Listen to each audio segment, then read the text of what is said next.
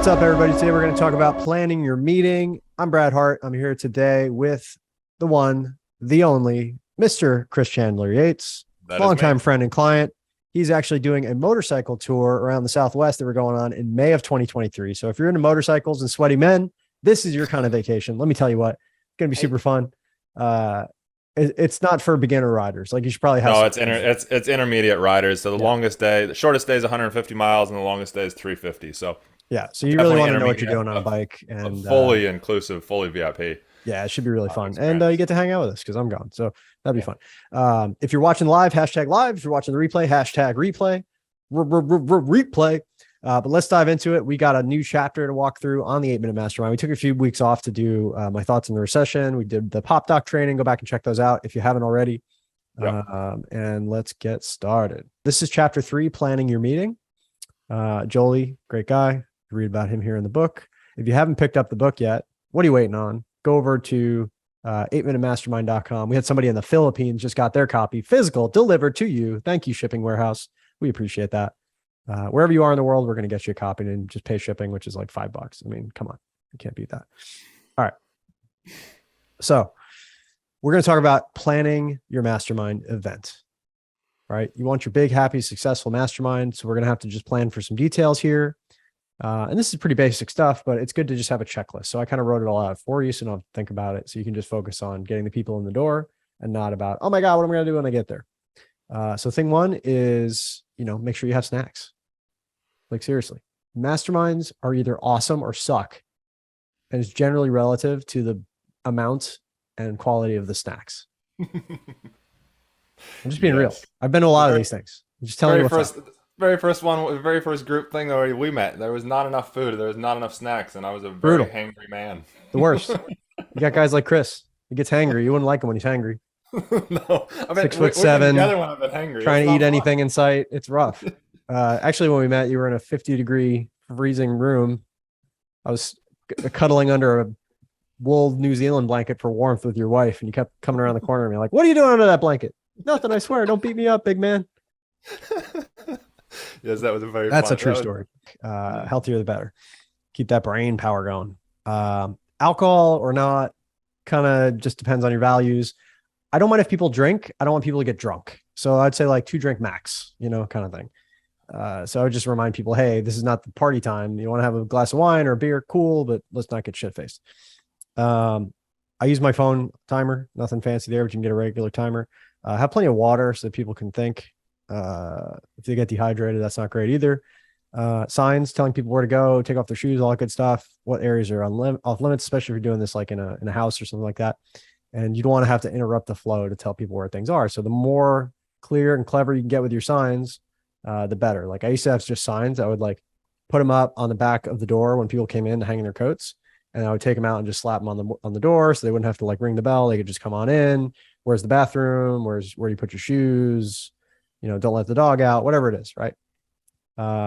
Just encourage them to grab a seat.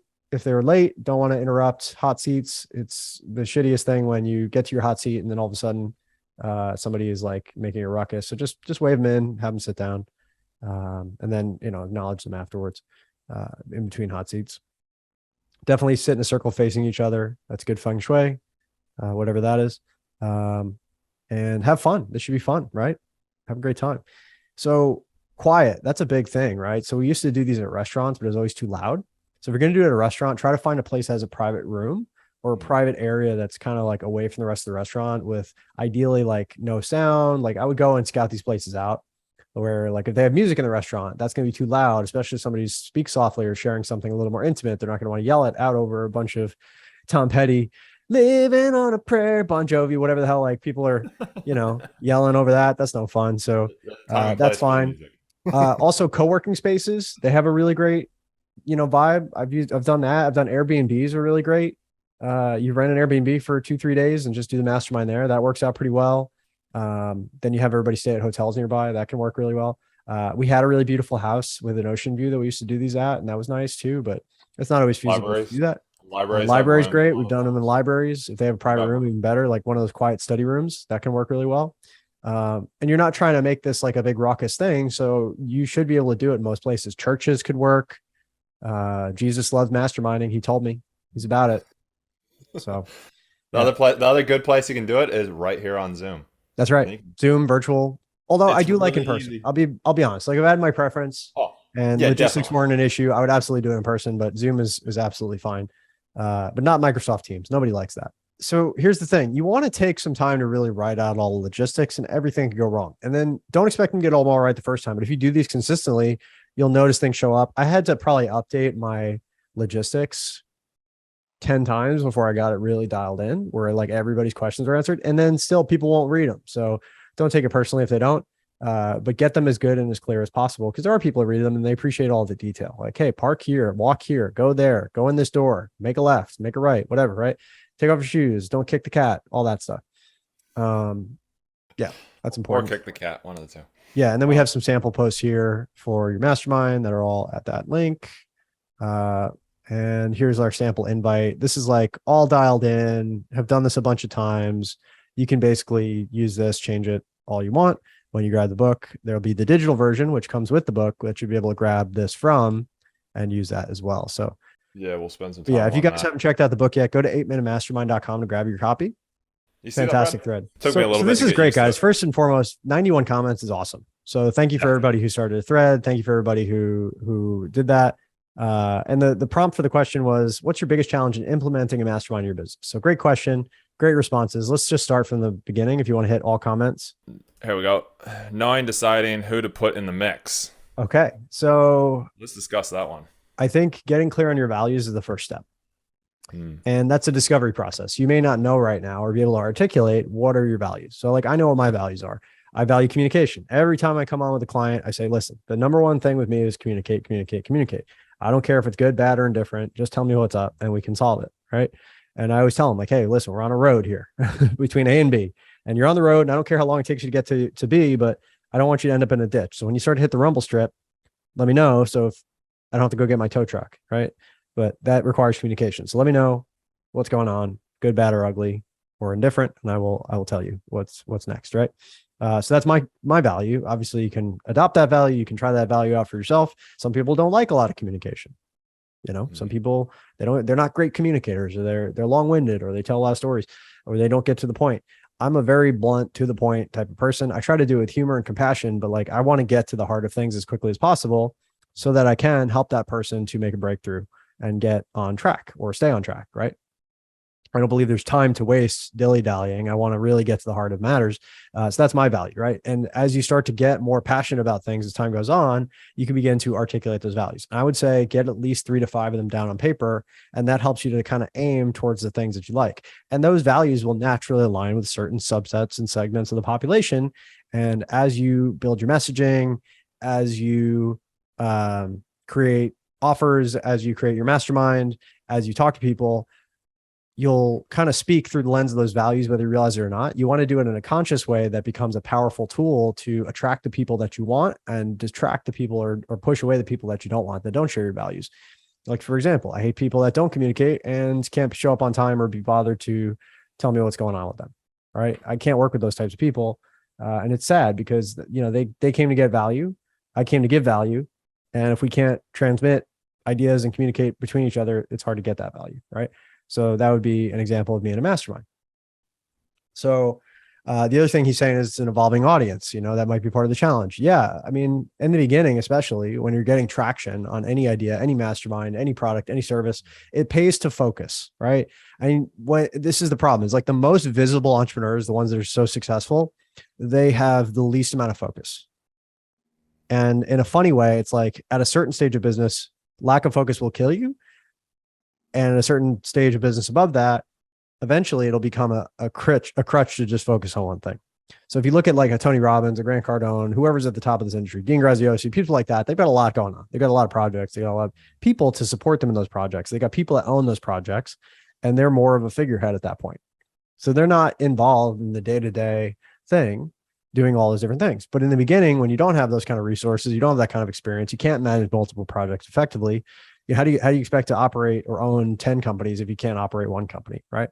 You want to really focus on that one thing, that one product, that one service, or that one type of person, and really nailing that so you can scale it up. So you get to the point where you're competent enough and have enough money to maybe tackle some more things. So let's say we just went with this addicts and recovery and therapists and healers thing.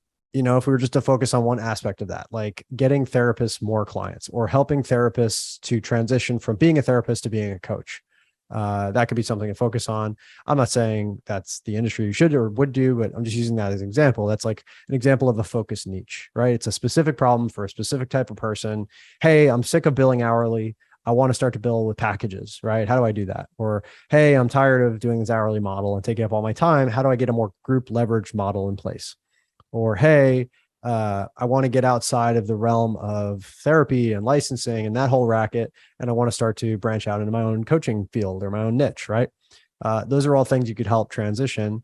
But it's important that you're serving the percent of the population that has the money, right? Because there's addicts in recovery that are living under a bridge right now and can't pay you even if they wanted to. And then there's addicts in recovery that are CEOs of companies and have plenty of money to go to Malibu or, whatever to have their rehab stint.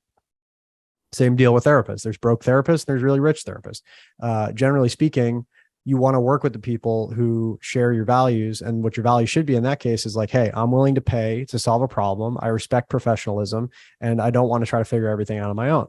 Those make great clients, right? Not the people who are going to be an endless pain in the butt. So I think that's important. So David Shelley, thank you for the question. Really excited to serve you in this way. What's the next question? The next question was money. Yeah, there was lots of money ones. There's a lot of money ones, actually. There's lots of people that said money and time. Money and time. Yeah, money and time. Okay, well, being more specific. I don't have enough money. I don't have enough time. Well, masterminds help you create money and time. Yep. Yes, there is an investment sometimes to get that started, but you can't expect to live on seeds. You have to plant those seeds and let them grow.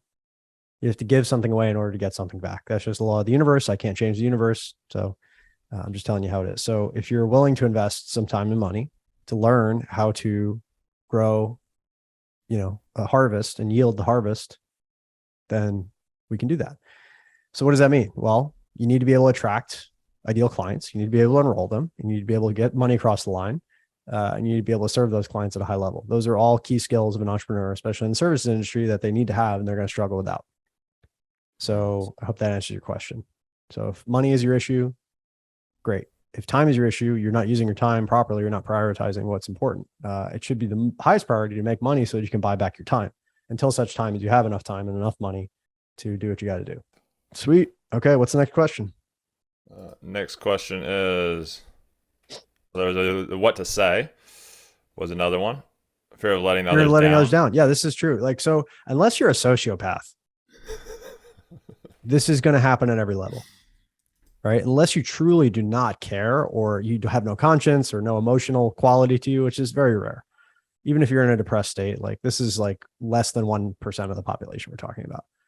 So unless that's you, the reason you have these fears is because you care. It's because you are a good person who cares about the outcomes. You don't want to just take somebody's money and leave them with nothing. But here's the thing, is it's partly them paying you, and it's partly them giving you what they give you, and it's partly you showing up at your highest level. The transformations are really up to, I believe, a higher power. Right? Transformations up to what they're willing to actually do. You can tell anybody. It's like that whole analogy. You can lead a horse to water, but you can't force it to drink. That's right. You can tell everybody all the tools. You can tell everybody everything. Right. But unless they want to take action on it, well, here's another the key, is getting them to take action. We live in, getting them to take action, keeping them accountable, and pulling their bullshit stories out and chopping them down into key, clear metrics. I mean, let's be real. Nothing you're going to be teaching anybody isn't available somewhere else at this point. In the age of Google and YouTube and free stuff everywhere, there's no limit to the amount of things you can learn. There's no real specialized knowledge. It's not available anywhere else. I mean, there's some, but it's just most of it's out there. It's just hard to find, and it's hard to know what to trust. So people pay attention to what they pay for and what pays them. That's why not everybody is a billionaire, shredded, perfect kids about to achieve enlightenment. That's not the world we live in. Is because even though we're awash in information, there's a million different things we could learn and could do. What we actually do is what we pay attention to, is what we pay for and what pays us. So until they have a relationship with you where they're paying you to keep them accountable, to give them support, to give them the expertise, the knowledge, the timely consistent disciplines, execution that you're helping them to do through this mastermind group, they're never going to get as high a result. And if they don't pay enough, they're probably not going to pay attention to it as much as possible. Like, how many people have bought a $747, $97, even $2,000 course and done nothing with it? Like, I'm guilty of this. I buy stuff all the time to keep abreast of the market, or sometimes I'll go in, I'll get the nugget I came for, and I'll forget about it. The reality is, the more of an investment they make, the more invested they are in the outcome relative to their income, right? So if it's like I'm making $1 million a month and I pay $2,000 for something, I'm probably not going to pay much attention to it. But if I pay $20,000 for something, maybe I will, right? And you kind of, scale up and down from there. So, fear of letting others down, that's really imposter syndrome. And I appreciate you, saying that. But at the end of the day, you're a good person. You have value to add. It's not just what you have to add, it's the experts that you can get in your network as well to add value. I'm always cultivating that amazing network of experts that I can bring in. Like, for example, we're doing a wealth workshop, mastermind, whatever you want to call it, in November here in Phoenix. And it's kind of invite only at this point, but like, I've got, Cole Gordon saying he's coming, $30 million a year business. Dan Fleischman, $60 million in influencer and marketing deals. I got a guy who you wouldn't know the name, but Jim, he does 350-acre land deals and develops them all the time. Another guy's done $1 billion in real estate. Like, I'm bringing in the best people I can possibly find, not to brag or impress or rattle cold people I know. It's because this is what I've been doing for 20 years, building these relationships with these amazing people who are now my friends, who I want to expose to the world. So if that's something you're interested in and you're in a place where investing is a priority for you, you can check it out. But I guess what I'm saying is, a little tangent aside, is it's not just up to you to add value. It's up to everybody you've ever met, and nobody's smarter than everybody, right? If you can bring those people in under the right types of deals. And then the question that always follows that question that I always get, because I've done this for a long time, is, well, do you have to pay those people? Not necessarily. You can, but I don't think it's necessary. It's very rare that that's the reason they can't show up. Usually it's a timing thing. And if you got to make a deal for the back end to split the affiliate commissions or whatever.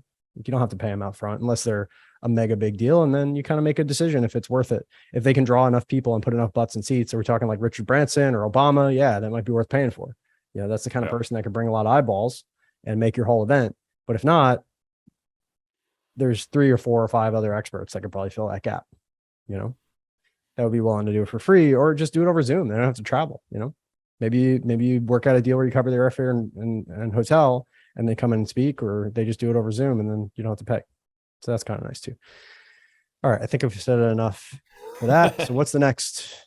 Next one's getting the marketing language right. And there's the filling the group, which I feel like are hand in hand kind of with each other. One leads to the other. Great question.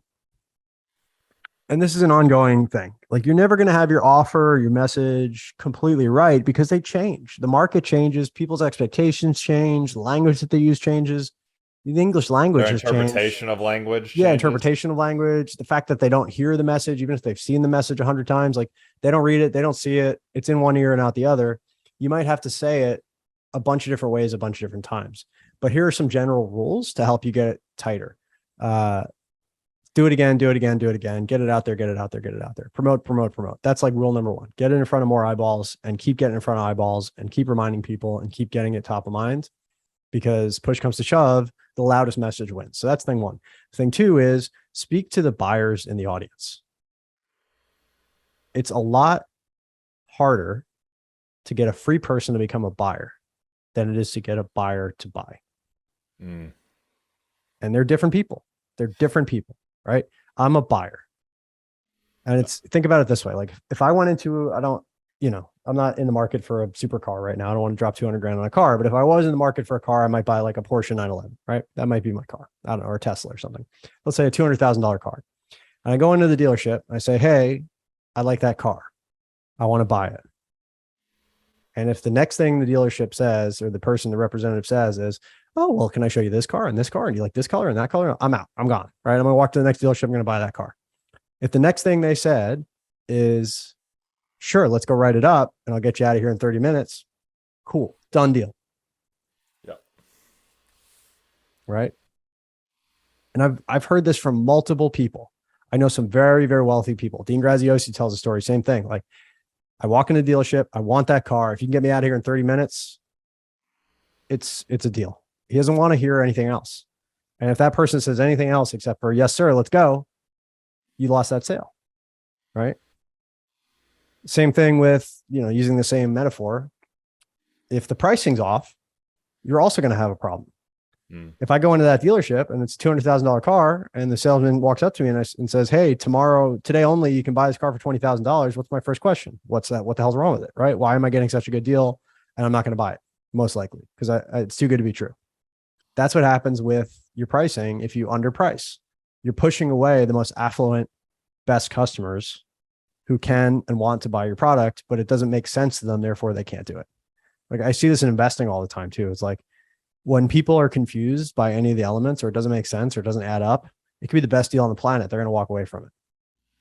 So you just have to have everything line up with the expectations of your market. And this is something that takes a little bit of time to figure out. But there are some great books that can help you do it. Anything to do with, go ahead. Brad, I want to jump in on that just real quick, because I'm the opposite. I'm a researcher. I like to research into things, and I like to build that know, like, and trust. So when it comes to your messaging, it's also, as Brad said, continuously serving the message so that somebody like myself can see it. It's not that I don't want to buy from you, but it's that I want to make sure that you're going to be the right fit for what I need. Right. So take, for example, this other coach that I got earlier this year to help me take myself to an even different, to do some messaging in a different way.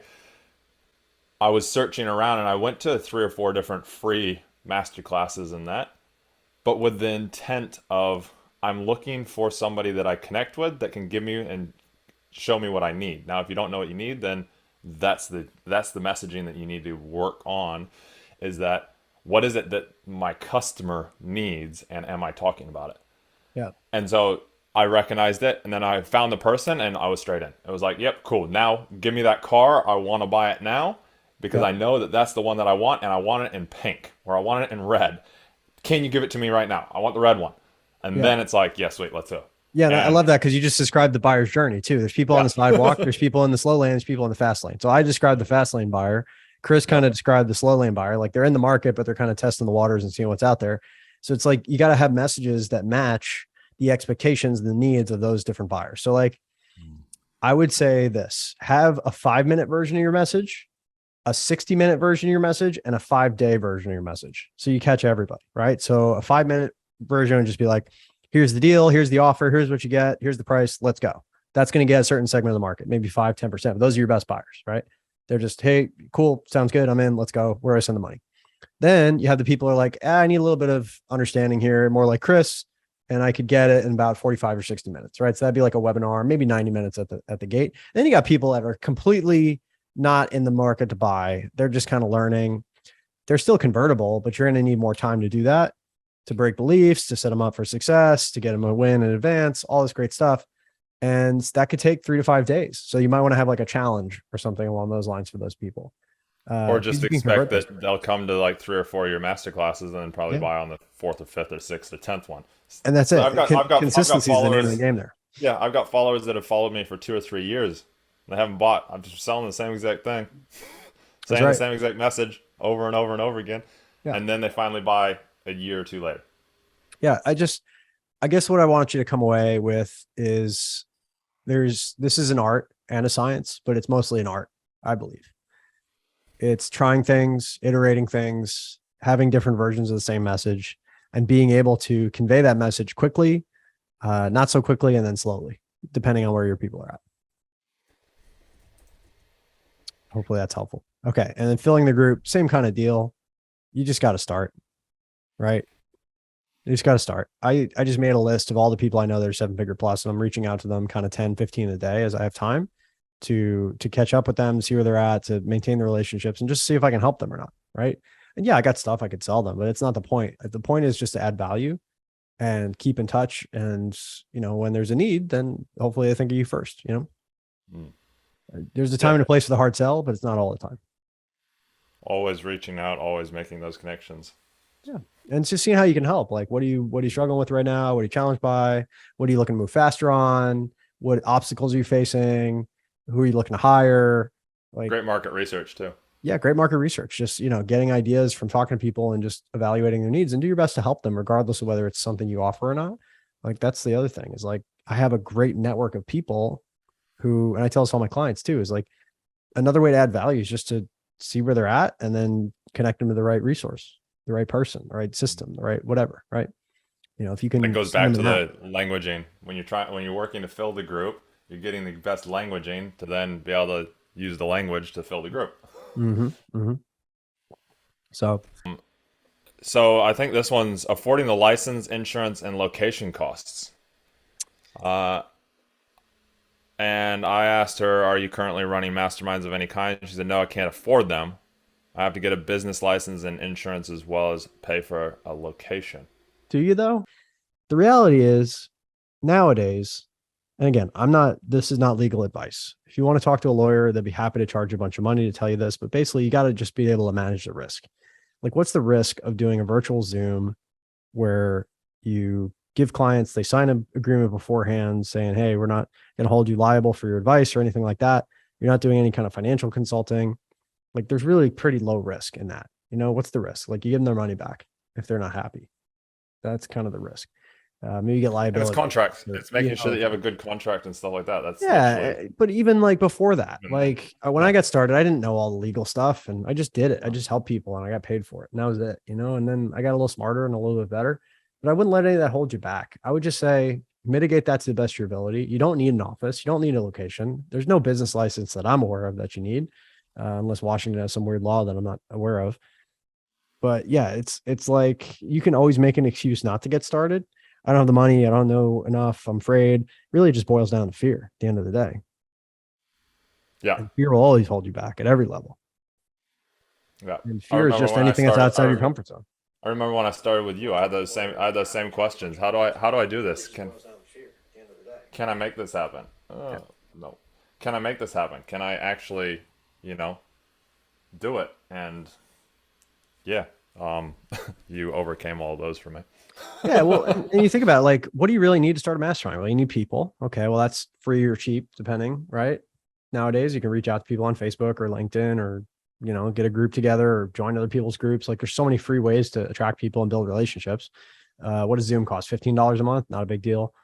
Calendar software, maybe another $15 a month. So you're talking like $30 a month to start your business, and everything else you can use is free. Email, Facebook, Google.